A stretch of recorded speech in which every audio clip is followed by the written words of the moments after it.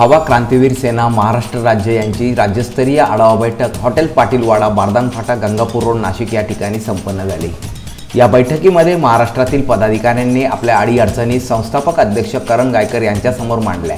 तसेच करण गायकर यांनी देखील सर्व पदाधिकाऱ्यांना योग्य ते मार्गदर्शन करून सूचना केल्या।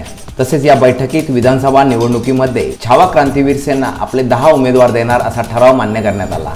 या बैठकीला छावा क्रांतीवीर सेनेचे अध्यक्ष करण गायकर, शिवा तेलंग, आशिष शिरे, शिवाजी मोरे, अनिल राऊत, पंकज जराड, नवनाथ शिंदे, विशाल गव्हाणे, गणेश माने, नितीन शिंदे, किरण बोरसे, वैभव दळवी, पुष्पा जगताप, संगीता सूर्यवंशी, अनिता शिंदे, सविता वाघ, रुपाली काकडे, वैशाली काळे, दीपाली लोखंडे तसेच संपूर्ण महाराष्ट्रातून छावा क्रांतीवीर सेनेचे पदाधिकारी व कार्यकर्ते मोठ्या संख्येने उपस्थित होते।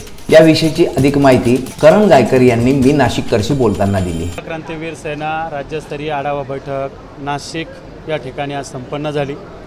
बैठकीमध्ये अनेक ठराव यावेळी करण्यात आले। त्यामध्ये प्रामुख्याने येणाऱ्या निवडणुकींच्या संदर्भात भूमिका घेण्यात आली। महाराष्ट्रामध्ये 10 जागांवर छावा क्रांतीवीर सेना ही विधानसभेची निवडणूक लढणार आहे। समविचारी पक्षांशी आम्ही चर्चा करून जर सकारात्मक चर्चा झाली तर त्यांच्यासोबत, नाहीतर स्वबळावर छावा क्रांतीवीर सेना आगामी निवडणुका लढण्यासाठी तयार आहे। 15 दिवसानंतर सर्व प्रदेश कार्यकारिणी, सर्व जिल्हा प्रमुखांच्या उपस्थितीमध्ये राज्याचा दौरा सुरू करणार आहोत। त्यानंतर संघटनेचं 10वं राष्ट्रीय अधिवेशन शिर्डी या ठिकाणी घेण्यासाठी सर्वांचं एकमत झालं। त्याचाही ठराव या ठिकाणी पास झाला।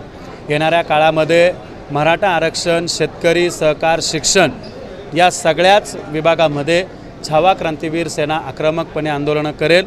त्यामध्ये मराठा आरक्षणाच्या प्रश्नावर राज्य सरकारची भूमिका आणि विरोधी पक्षांची भूमिका काय आहे या सगळ्या गोष्टींचा विचार विनिमय करून आम्ही ज्या आंदोलनाची दिशा दिली होती की शरद पवारांच्या घरापासून आम्ही ते ज्येष्ठ नेते आहेत आणि मराठा समाजाला 50% आत आरक्षण मिळावं ही भूमिका त्यांनी स्पष्ट करावी। विरोधी पक्षाने सत्ताधारी पक्षाला मराठा आरक्षण देण्यासाठी सगळे सोयरे GR हा कार्यान्वित करण्यासाठी आणि ज्या ज्या ठिकाणी मराठा समाजाच्या कुणबीच्या नोंदी सापडल्या ते प्रमाणपत्र देण्यासाठी सरकारला वेटीस धरण्यासाठी विरोधी पक्षाने आक्रमकपणे भूमिका घ्यावी। यासाठी पवार साहेबांच्या घरापासून आंदोलनाची पुढची दिशा आमची लवकरच ठरेल आणि त्याच्यावर संघटना आक्रमकपणे राज्यात आंदोलन करेल। अमर सोळंके, मी नाशिककर न्यूज, नाशिक।